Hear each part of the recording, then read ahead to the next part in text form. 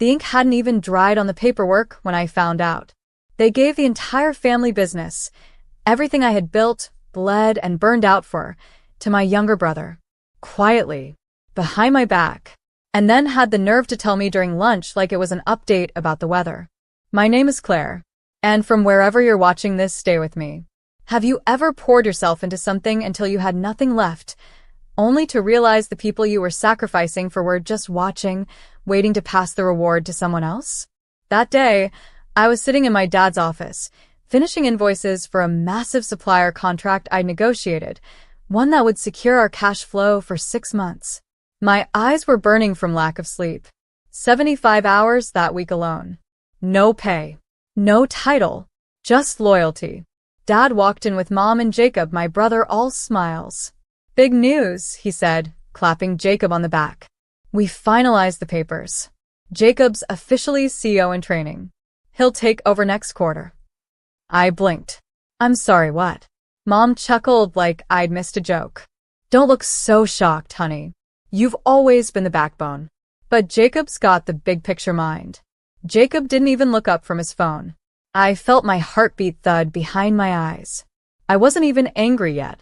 I was stunned. "You said we decide together," I said slowly. "You said."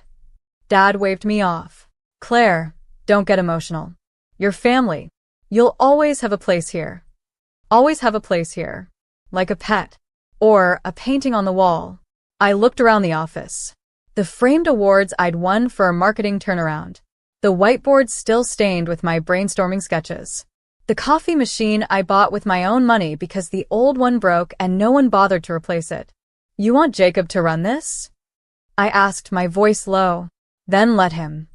I walked out without another word. That night, I didn't show up to close the quarterly deal with our biggest client. The next morning, my phone buzzed with a panicked call from Dad. "Claire, the Anderson Group is threatening to walk. No one has the numbers. Jacob doesn't even know the contact person. Where are you?" I stared at my phone for a long, cold second. Then I answered with 4 words. "Let him handle it," and added one more for good measure. "He's the heir, right?" Their faces must have gone pale. Because for the first time, I wasn't just the backbone. I was the silence that let it all collapse. You don't realize how heavy something is until you stop carrying it. And that week, the one after I walked out, I felt the weight fall off in layers. Number 3 a.m. quote requests. No early morning favor emails. No unpaid client meetings where I was expected to smile while Jacob showed up late, unprepared, and somehow still got praised for trying. I stayed home. I slept. I turned off my work phone, ignored the Slack notifications, and let the chaos rise, without me there to smother it with solutions. It took less than 48 hours for the cracks to show. Jacob, the heir, forgot to renew 2 vendor contracts. One expired during a supply run. Another triggered a late fee. The finance team, confused without my usual reminders, missed payroll processing. Staff started asking questions. But the Anderson Group? That was the real avalanche. They weren't just clients. They were my clients. The ones I nurtured, met for coffee, remembered birthdays for. They didn't do business with the Green family. They did business with me. So when Jacob called them and couldn't answer a single question about deliverables, they laughed, then sent a termination notice within the hour. Dad called again, voice cracked open like a man watching his house burn. "Claire, please. We can fix this. Just come back and help your brother get through the transition." I didn't yell. I didn't even flinch. I simply asked, did he mention the company values when he called them? "What?" I smiled sadly. That was the first thing I taught every client. That we were about service, consistency, and trust. "Did he mention that?" Silence. I didn't think so. Mom called me 2 hours later, full of guilt-wrapped manipulation. "Claire, sweetheart, Jacob's struggling. Your father is under a lot of pressure. We didn't think you'd want the title. You always said you weren't power-hungry." Power-hungry? No. I was respect-hungry, fairness-hungry, and I was starving. All those years I showed up because I thought love meant loyalty, even at your own expense. But now? I was learning that sometimes love is knowing when to walk away and letting the people who replaced you feel what you carried in silence. The thing about family businesses? They carry history, but not always the truth. And in ours, the truth had my fingerprints all over it. It was me who stayed when the warehouse flooded in 2017. Me who cut my college trip short to help Dad fire that dishonest accountant. Me who redesigned our entire operations manual when OSHA nearly shut us down. But when it came time to pass the torch, they pretended I was just holding the flashlight. I scrolled through the company website one evening and felt my stomach knot. My name gone. No operations manager. No head of client relations. Not even an About Claire. Just Jacob's grinning face on the homepage, next to a caption that said, "Proudly carrying the family legacy forward." Legacy? That word stung. I still remembered sitting cross-legged on the warehouse floor at age 12, counting screws with Mom while Dad gave Jacob a Nerf gun and let him roam around like a prince. Back then, I thought I was lucky that I was trusted. Now I knew better. I was just useful. Until I wasn't. Rachel, one of the old marketing interns I mentored, called me out of the blue. Her voice was low, urgent. "Claire, I know you're not involved anymore, but I think you should see this." She sent me a screenshot of a group email. It was from Jacob, titled, "Resetting Expectations." In it, he blamed the recent client fallout on previous mismanagement and claimed he was cleaning up years of inefficient systems. Years of my work. He was rewriting history in real time, erasing my name and painting over it with incompetence. But here's the thing about truth. You can bury it in spreadsheets and slogans. But eventually, it rises loud, sharp, and undeniable. That night, I drafted one email.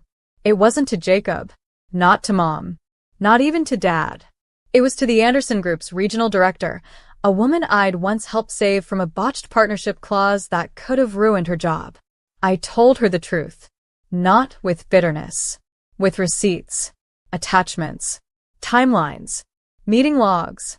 Proof that Jacob wasn't just unprepared. He was playing CEO with crayons while trying to paint over a Sistine Chapel I spent years creating. She replied in 20 minutes. "Claire, thank you. Let's talk." And I knew right then. They may have handed him the crown. But the kingdom? It still listened to me. 2 weeks after I left, the office phones were ringing, but not with new business. The Anderson Group? Already gone. Pierce Logistics? Reevaluating our relationship. And Caldwell Retail, our second largest account? They called me directly. "Claire," the rep said, voice taut with hesitation, "are you still involved? Because we'd love to move forward, but we can't do that with Jacob. He doesn't listen." I didn't gloat. I just listened. And took notes. Because if there's one thing years of invisible labor teaches you, it's how to listen for the cracks before the building falls. By week 3, 4 different clients had reached out personally, all asking the same thing. "Are you consulting independently yet?" The word hit differently. Consulting. As in valued, needed, respected. I hadn't even considered it, but the universe had. I filed my LLC paperwork that night. Green Standard Consulting, named not for the family, but for the standard they could never meet without me. The next day, I posted a simple update on LinkedIn. After years of experience scaling operations, building loyalty, and forging long-term client trust in the supply chain industry, I'm proud to announce the launch of my own consulting firm. My inbox is open. Let's build better together. It exploded. Messages poured in. Old interns, vendors, clients I hadn't heard from in years. Even 2 of our current employees messaged. "Claire, if you're building something, we want in." Meanwhile, Jacob tried to restructure the company in my absence. That meant laying off our receptionist, the same woman who'd been with us for 14 years.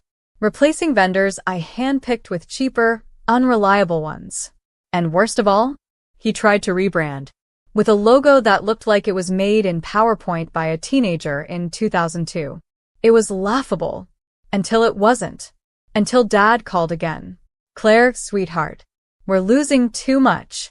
We didn't realize how much of the business was tied to you. Tied to me? It was me. But I didn't say that. I just said, you broke the machine and handed the pieces to someone who thought buttons were decoration. Now you want me to fix it. He went quiet, then said, what would it take for you to come back? And I smiled, because he still didn't get it. I wasn't coming back. I was building forward. And this time, I owned the blueprints. A week after my announcement, I met with Caldwell Retail in a downtown cafe. The same cafe where Dad used to take client meetings before he got too important to meet outside a boardroom. Their VP leaned in and said, Claire, we've seen your work. We trust your judgment. If you're consulting, we'd rather pay you than continue chasing your brother for answers he can't give. I signed my first independent contract by noon, and the moment my pen hit paper, something inside me clicked into place. Not revenge, not spite. Power. The kind that comes from no longer needing anyone's permission to take up space. By week 2, 3 more clients transitioned. One even asked if I could train their new operations team, using my original systems, not the diluted mess Jacob had put in place. Meanwhile, back at Green and Company, things were deteriorating fast. Word had gotten around. Jacob's own assistant, a smart woman named Nina, who I once mentored, emailed me confidentially. Claire, he's falling apart. Can't keep up. Blames everyone. Morale is tanking. Your dad's furious, but pretending it's fine. Thought you should know. I didn't respond. I didn't need to. Because while they scrambled to hold up the crumbling structure, I was already 5 floors above them, quietly constructing my own. The irony? They thought I left out of emotion. But this was calculation. The same precision I used to save their company from collapse 5 times before, I was now using to build something that didn't include them. Then came the final blow. Anderson Group reached out again. Their regional director, the same woman I once helped rewrite a contract clause late into the night over coffee, wanted to renew under my new banner. Claire, she said. We don't want Green and Company anymore. We want Green Standard. Name your rate. I named it. She agreed, without hesitation. And in that moment I realized. They hadn't just lost a daughter. They'd lost their engine. They built a business on my back, and when they thought they could replace me with a name and a smile, the whole thing cracked. That night, Dad sent a long email. No subject line. No greeting. Just 6 words. Please. Can we talk? Come home. And I knew that wasn't a father writing. It was a man watching the doors he'd shut swing open behind him. Because the people they dismissed as just support are often the ones who carry the kingdom. The next morning, I woke up to an email from Pierce Logistics, a client we'd once lost during the pandemic because Jacob mishandled their entire order cycle. Subject: Proposal for exclusive partnership. They wanted me to lead a full restructure of their national operations, not as a consultant this time, but as a strategic partner. A minority stake. 6-figure retainer. My name on the letterhead. I stared at the numbers for a long time. Not because I doubted I deserved it, but because a part of me still remembered when my dad said, Claire, you're smart, but you're not built for leadership. You're too close to things. Too soft. Turns out, soft doesn't mean weak. It means exact. It means listening harder. It means carrying things longer than you should. And then, when you're finally ready, it means rising with precision. That afternoon, I signed the contract. And within hours, it hit the trades. Former Green and Company. Executive launches game-changing partnership with Pierce Logistics. Within minutes, my phone lit up. Jacob. Wow. Congrats. I guess you really went all in. Mom. Is this really necessary? We're already hurting, Claire. Dad didn't text. He sent me an email. You made your point. We're sorry. Please come back. You can run the company. Jacob agrees. Full control. We're desperate, Claire. Desperate. That word sat in my inbox like a shadow of every unpaid hour, every silent dinner, every nod they gave my brother while I stood in the background holding everything together. I didn't respond. Instead, I wrote a newsletter to my growing client base. When they hand your legacy to someone who hasn't earned it, you have 2 options: beg to be seen, or walk away and build something brighter. I chose the second. And I'll never look back. It went viral. Comments flooded in. Strangers shared their stories. Women from all over the country told me how they'd given up careers, companies, ideas, all for families who expected loyalty without acknowledgement. But the comment that froze me? It was from one of our old vendors. An older man named Carl who used to deliver wood pallets in the dead of winter. Claire, you were the only one who ever helped me carry the load. They should have built the company around you, not over you. That night, I opened a bottle of champagne. Alone.